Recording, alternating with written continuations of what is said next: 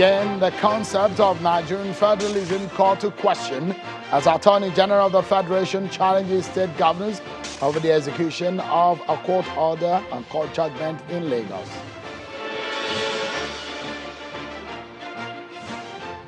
And now the bandits have now been officially declared terrorists by the federal government. What is next? We dissect the implications.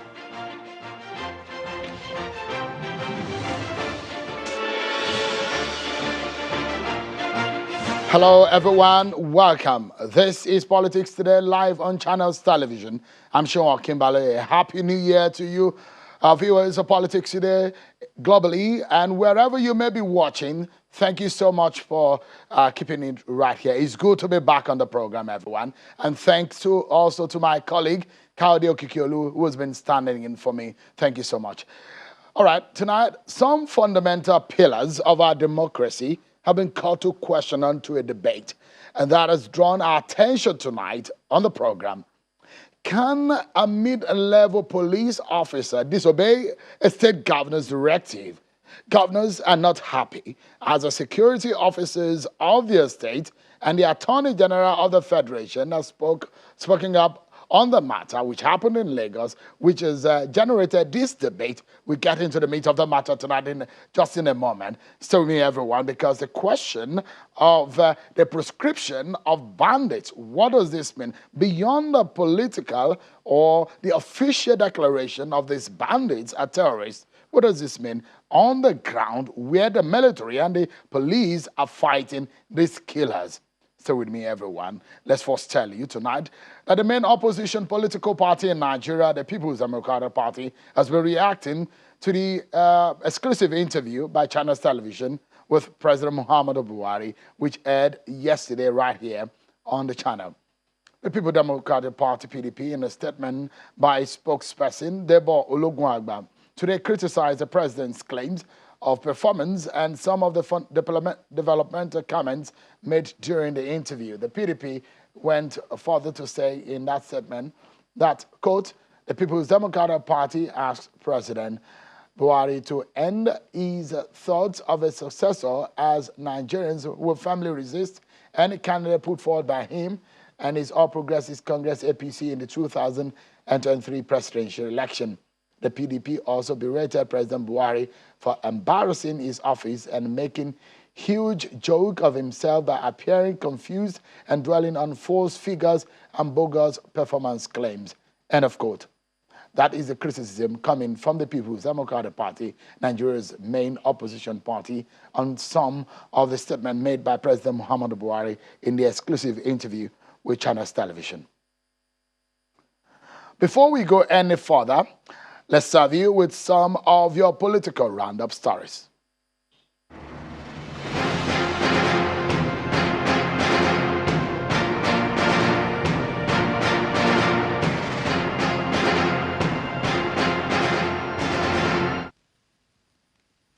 President Muhammadu Buhari pledged to assist Mali in every way possible within the ambits of the Economic Community of West African States, ECOWAS. The president made the promise today when he received a special envoy from Mali's Minister of Territorial Administration and Decentralization, Colonel Abdoulaye Maiga, at the State House. According to a statement issued by the Special Advisor to the President on Media and Publicity, Mr. Femi Adesina, President Buhari counseled that every country has its issues, and even Nigeria had fought her own civil war, it is impossible to know the totality of the internal politics within Mali. The president also met with the head of the ECOWAS mediation team and former president of Nigeria, Goodluck Jonathan, in a parley at the State House. Establish a system. In other political stories, a northern group, Arewa Consensus Assembly, has canvassed for the microzoning of the presidency to the southwestern part of the country for the interest of justice and equity. The group states that the agitation by some people that the presidency should be retained in the north will further divide the country. Still talking politics, the State Working Committee of the People's Democratic Party in Adamawa State has passed a vote of confidence on Governor Umaru Fintiri for transforming the state. For the party committee, this is in line with the PDP's campaign promises, which is attracting more supporters into the party.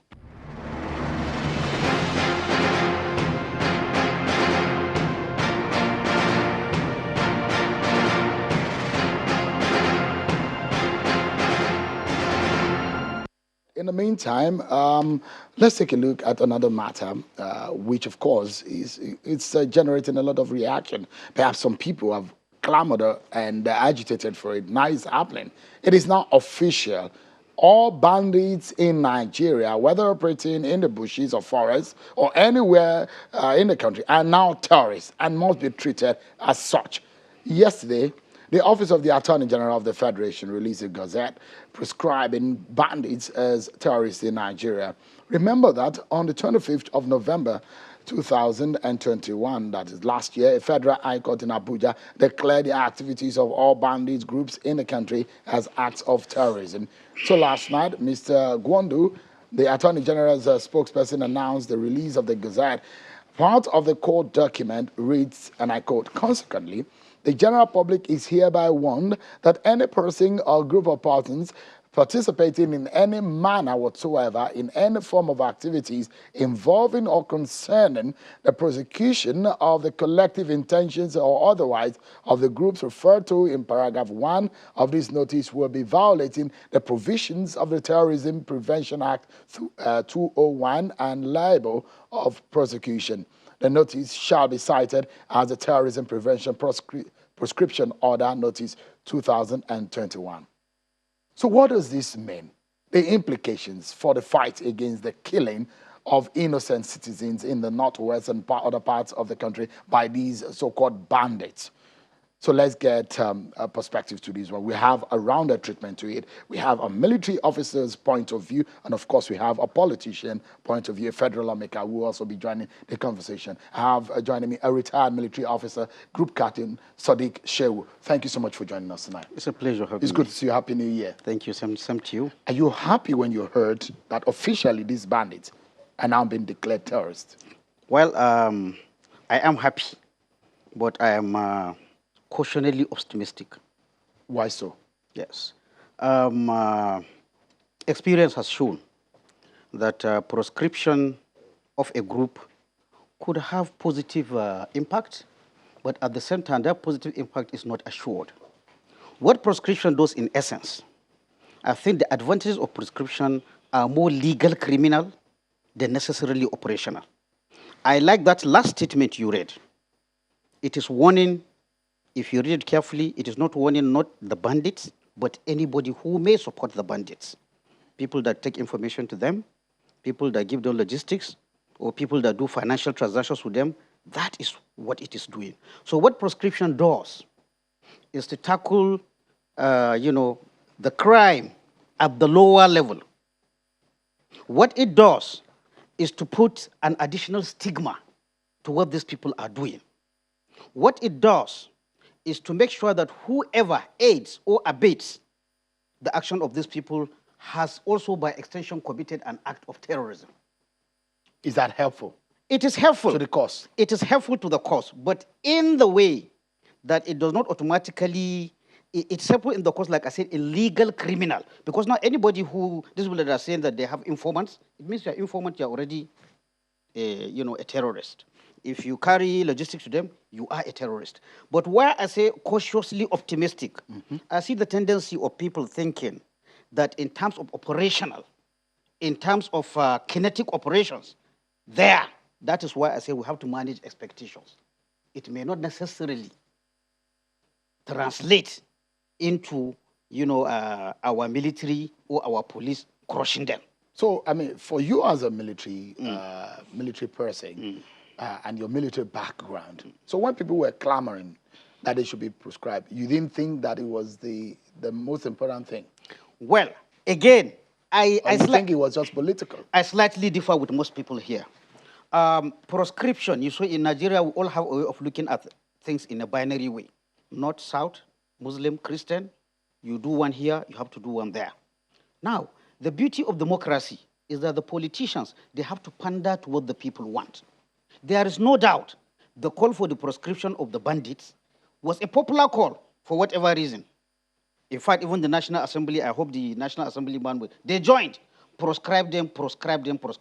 But we, as people who study operations, we have to detach ourselves and ask, what are the likely concrete advantages of that proscription?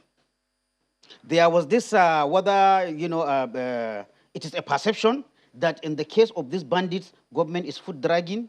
In fact, that's what how one I don't want to mention people that said after much foot dragging. So already that debate has been thrown that the government in this case does not want to proscribe them. But there are, there are differences in the case of IPOB. This is, by the way, this is the third time that we are triggering the Terrorism Prevention Act by way of proscription. The first one was IPOB, 2017. The next one was the IMN, Executive Group, in 2019, and then this one. But, a discerning observer will see when you talk of IPOB, there is no doubt you are talking about a group that has come out, that has members, people willingly join, and are recognized themselves as IPOB. The same thing when you go to IMN Executive Group. Anybody in Zaria or elsewhere knows who are the members of Executive Group. There is no question about that.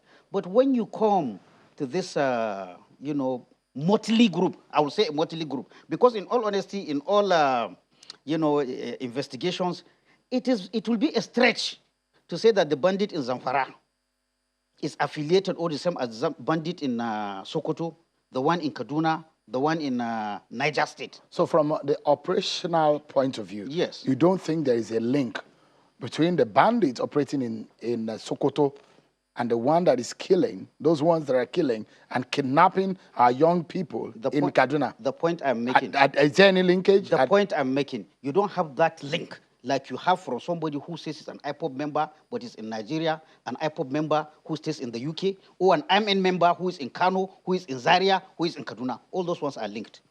The point I'm making, the bandits themselves, when you look at the, listen, funnily enough, some Hausa words were used in the group that were, listen, Mbindiga and Eta Ada. What does that mean? Well, you see, I'm not a professional interpreter. But you're a speaker. I'm a speaker of that. But you see, interpretation from one language to another, it needs, skills more than just ordinarily speaking the language. The word used is Mbindiga and Eta Ada. If we want to be, practical, we ask, is there any group in Nigeria called Mbindiga who have accepted our name is Mbindiga? Is there any group in Nigeria who call themselves Eta Ada as opposed to IPOB, to IMN? You get what I'm saying? So you have Mbindiga, I mean, whatever you call them now. Yes. There is a group of these bandits, isn't it? Mbindiga, what it means, I don't know. Some Hausa experts, even though I'm a native Hausa speaker, might argue with me. Mbindiga means anybody holding a gun. I think that is the simple explanation I will give. Of course, I'm bearing person who is doing it, not part of the official legal bodies. Non-state actors bearing arms. So what I am saying, when I looked at that proscription, we are still having that problem of what group are we really dealing with. But again, like I said, politicians being politicians, this is democracy. There was a wide clamor, ban them, ban them, ban them. So in that, I think the government has acceded to what people want. Right. But as a practical, military operational person, I interrogate.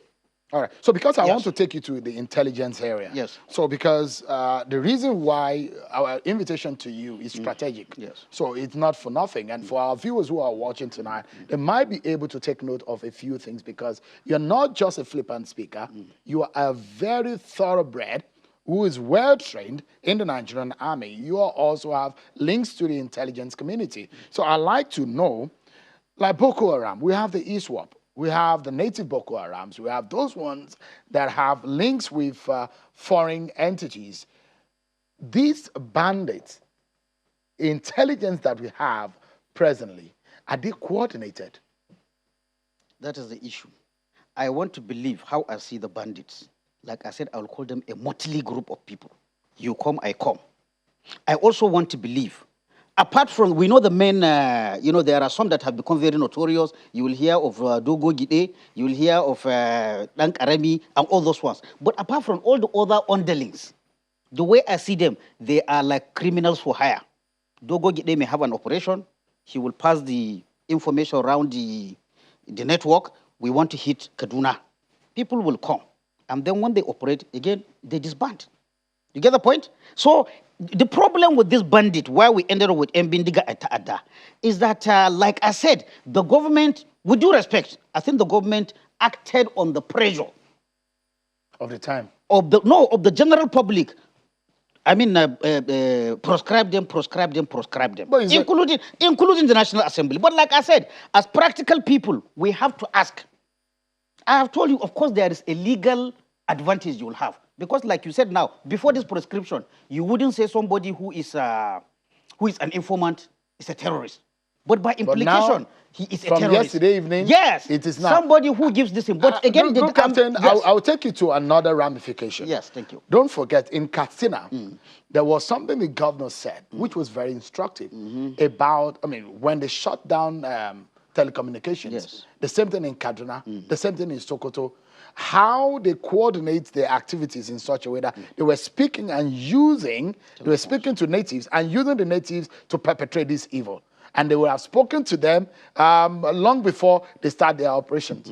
So whether or not that prescription will help to cut off that communication, we'll see how that pans out, because you are the expert here. We'll take a break, everyone. Up next on the program is the implication of the prescription of these bandits. Will it help in stopping their acts of killing, kidnapping our schoolboys and girls in their school, and dousing the tension in the Northwest? Group Captain Sadiq Shehu is still with us, giving us a sense of the benefits of his knowledge and understanding of military operations. And of course, we'll also be speaking with a federal lawmaker, Honorable Tajuddin Yusuf, who joins us from Dallas in Texas. Stay with us, everyone. We'll be right back.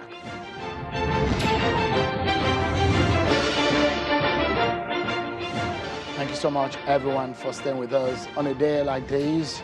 Our heart goes out to those who have lost their loved ones to the activities of bandits, either in the Northwest, in the North Central, any part of the country as that.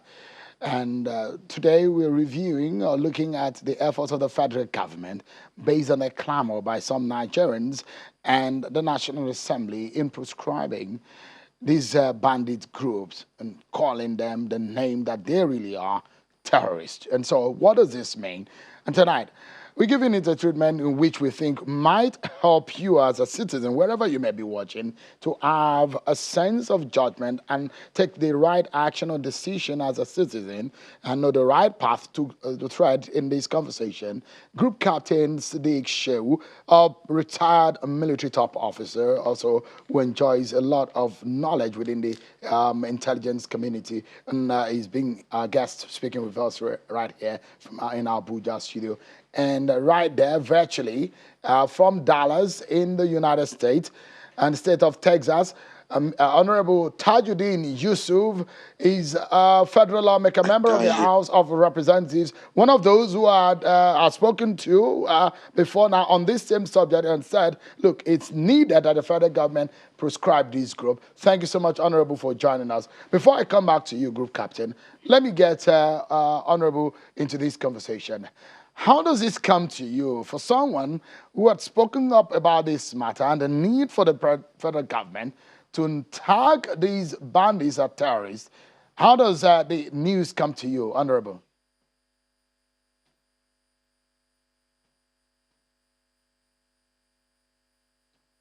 All right, I think we'll be able to fix the possibility of us getting to hear the federal lawmaker and him being able to hear us here in the studio. We'll do that in a moment. But let me come back to you. So I was going to ask you a question.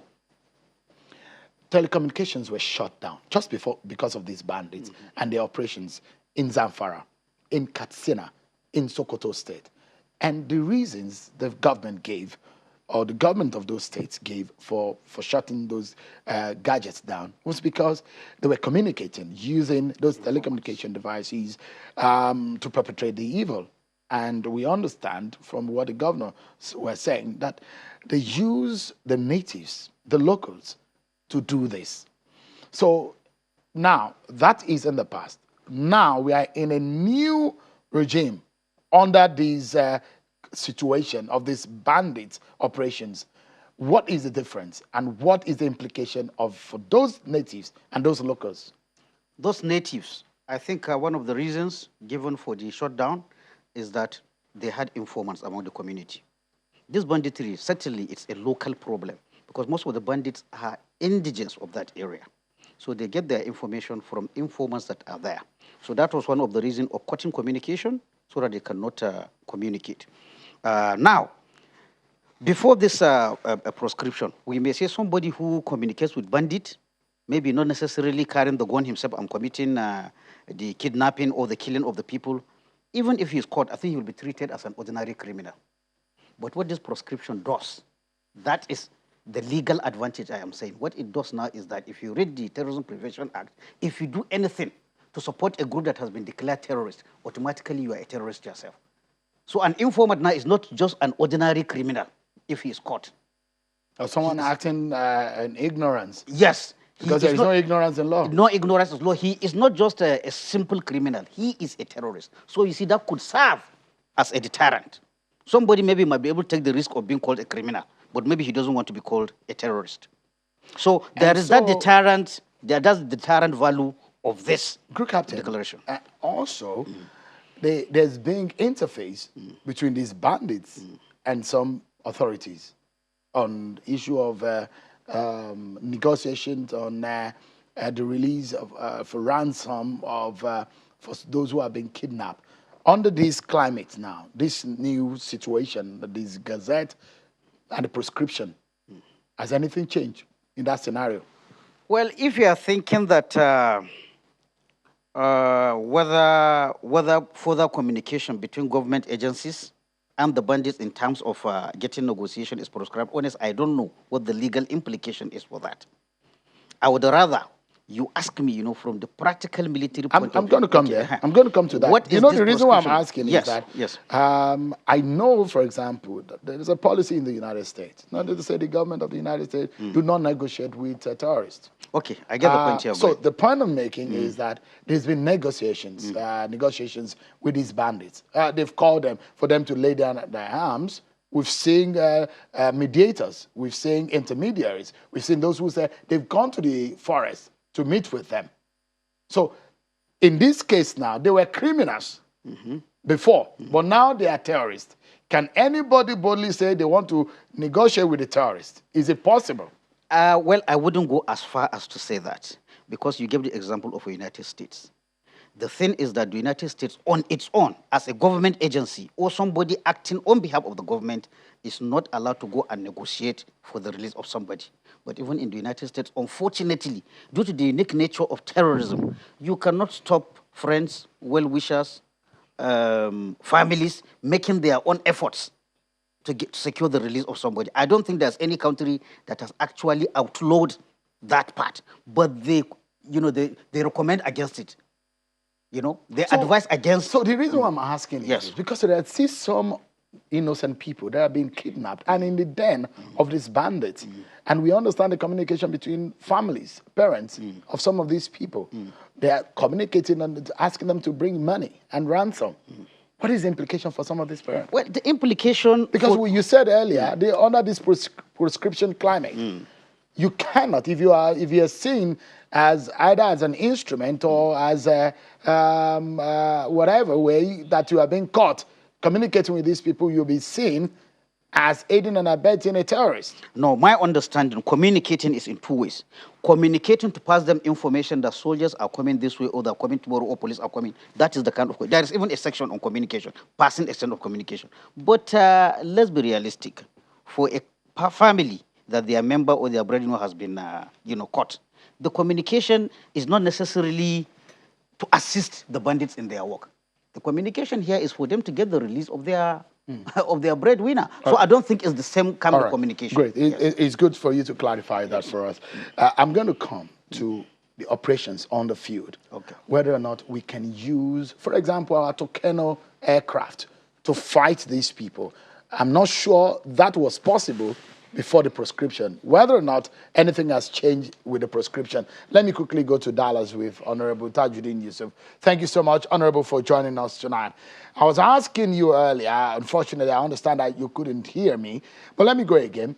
How does this come to you for someone who had on the floor in this studio clamor that these bandits should be declared terrorists. And now it is official, they are terrorists. How does that information come to you? It's a welcome information. I really been looking forward to it.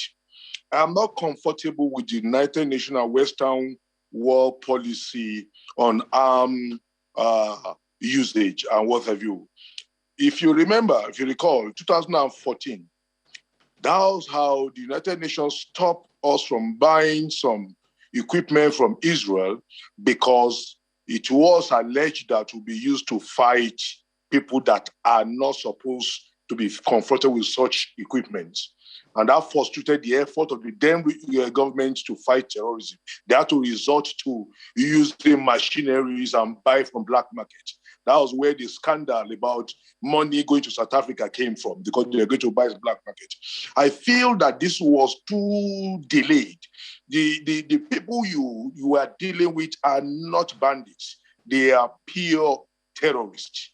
And I want to really emphasize this fact that most of the people who are now working with them effectively are not originally from Nigeria. So they have no stake if this country is pulled down. So the delay, I am very sure, has affected us tremendously. I don't know when the government applied, but I think it's coming a bit rather late. However, it is better late than never. So I want to see the government raise this activity in combating terrorism by deploying this equipment effectively. Else, we'll have ourselves to blame because they are getting emboldened every day. You heard what group captain, I'm not sure, I don't know if you heard him, that for those on the field, operation-wise, this prescription is secondary as far as they're concerned, that it might mean in some other areas of fighting these guys, it might mean something else. But for them, practically speaking, it's more or less a fundamental political decision pressured on the government of the day. For someone who is on the field, who understands the operations firsthand, how do you react to it? Well, the federal government has yielded to the clamor of the people and of the National Assembly, because we've heard much of the clamor in the National Assembly. I didn't hear you clearly, but if I understand, you're saying that the gentleman in the studio feel practically it might be of no much effect. I beg to disagree a bit. I was with the Army Committee of the House of Reps that visited the 1st Mechanized Division in Kaduna, and we sat down with senior military officers, and we were made to understand that the inability of the Air Force to deploy its might as a bit slow down the activity of the land troop, that it should be a combination of both air and land, but that they've not been able to deploy the firepower that is expected from the Air Force. By implication, that if the Air Force strike a place, the foot soldiers go in there and make sure that the remnants are either captured or totally exterminated. So I want to believe that it's a welcome development, that this equipment will not be life-following. In the first instance, in the first thing is that we do not buy this equipment as things should be kept in the armory or kept in the archive or kept in the museum. It's supposed to be deployed, and we bought them because of this insurgency. So I want to believe that it will do a lot if we deliberately put the right strategy in place, the right information about their location, and be precise in our attack. We should not deploy this thing to kill innocent people by bombing the wrong places. So we should gather enough intelligence, and we should work with the locals, for them to understand that, hey, this is not doing any good, because a lot of the locals, unfortunately, do not see the bigger picture of this situation. So I want to believe that based on the little information I had in our encounter about 2 months ago with the 1st Mechanized Division, that this is a welcome development. One area that I would like yourself and Group Captain Shehu to weighing on is the reaction of President Buhari when we asked him in that exclusive interview on how to end this insecurity in the country, especially in the Northwest.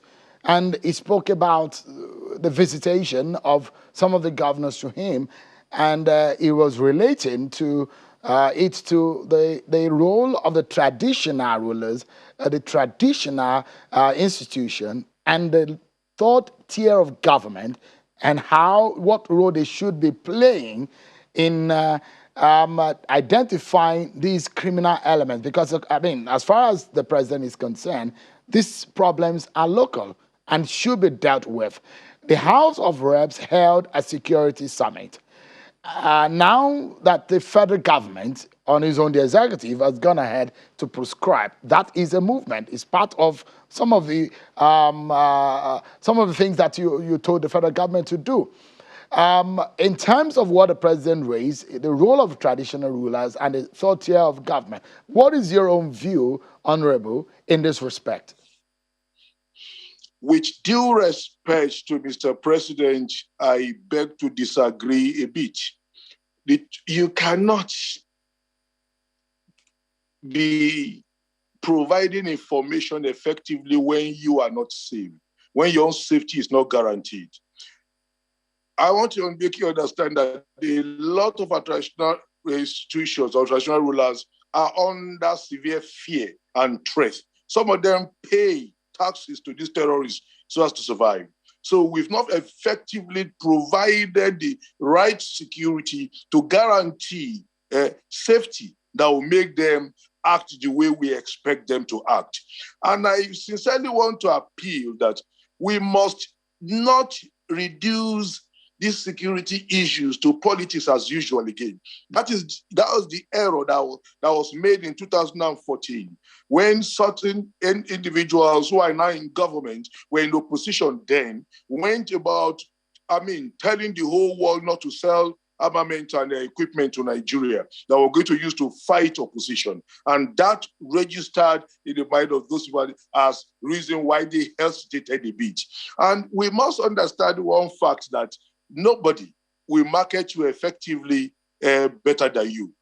When this government came into power, because there is so much propaganda that went in during the election, and when people talk these days, they say PDP has not provided the right kind of opposition. I say no, it should be a responsible opposition. We should not play politics with security. It should be a opposition that draw line when they come to issue of insecurity. We must understand that we must have a nation first before politics. So the traditional institutions, yes, have not been what they do, but we must understand that how can a man who has no army of his own, who has no enough policemen to secure his security? I'm aware of some of my colleagues whose family members provided information to the security agents, and the Boko Haram came after them and killed them. So how is the national allowed to take that kind of a risk? I think we are just kind of blaming the victim if we look at down that route. Yes, there's need to provide effective, rule for the traditional rulers so as to be a kind of a center point, so a focal point of activities in the local areas. But however, have we provided the right environment? No.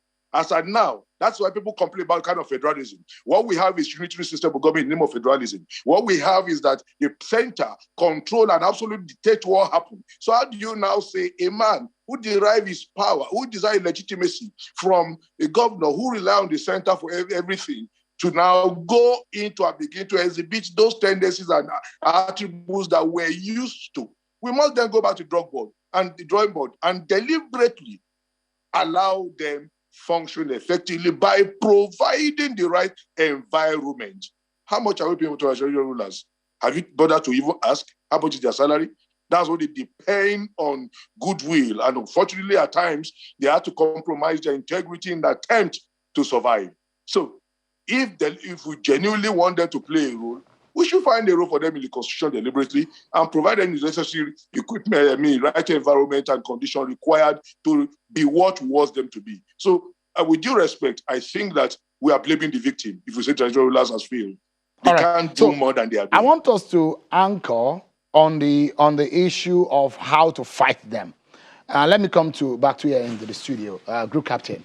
You are the expert here, and give us a sense. We have to Kano. We have the firepower.